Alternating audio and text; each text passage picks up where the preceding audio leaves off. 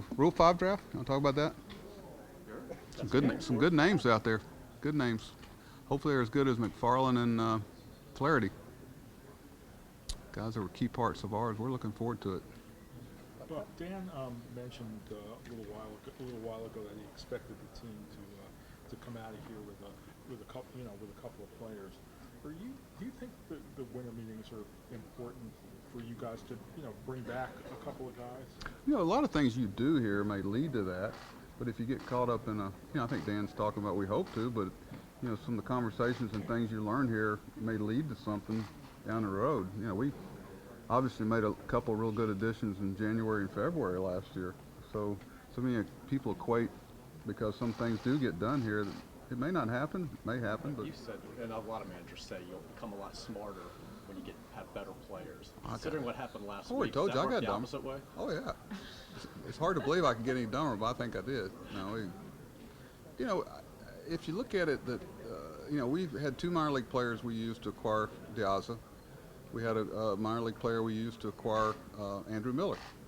And we have 5 picks in the first 102 picks this year. And we're excited about that. And we think we're going to be able to do some things to make a good system even better. And that had nothing to do with the question you asked. But I got in what I wanted to get in.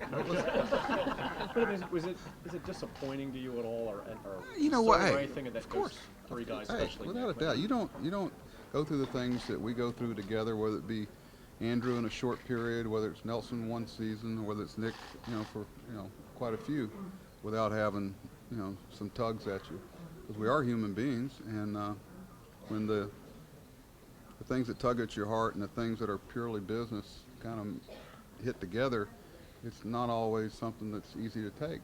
But I talk a lot about we're trying to out opportunity other teams. We may not be able to outpay them, even though our payroll is plenty competitive. But the opportunity we afford Steve Pierce, opportunity we afford Jonathan Scope or Caleb Joseph. I can go on and on about Brad Brock and different people that nobody was talking about at this time last year. And I feel very confident that we will uncover some people that will allow us to be competitive. The biggest reason we made a leap last year was our pitching. And other than Andrew Miller, we haven't really lost anything there. So our starting pitching got a lot better, got us deeper in the games, which allowed us to keep our bullpen healthy and to match up a little bit more. And if we do that again, we'll have some fun again this summer. Each one is a different, but through it, I'm not saying there's going to be somebody from within to replace Nick. That's going to be hard to do. But they all leave a certain void that we have to fill, and that's what we're supposed to be able to do.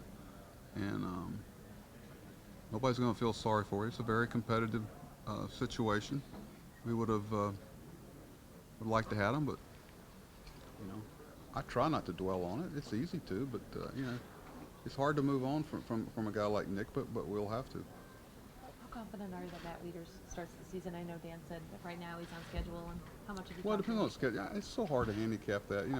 It's not so much it's when with Matt and Manny, and they're both worth waiting on. And, we feel confident that they'll be very close to the start of the season, whether it's the start or the 2 weeks into it. Just because things are delayed doesn't mean they're going to be denied. So, I try to talk to them, not to the point where I bother them. Nikki had to get married. Not Nikki, but so you got me thinking about him. Manny got married over in Paris. That's how y'all say it. I didn't go. I didn't do Paris. I may go out to Jonesy's.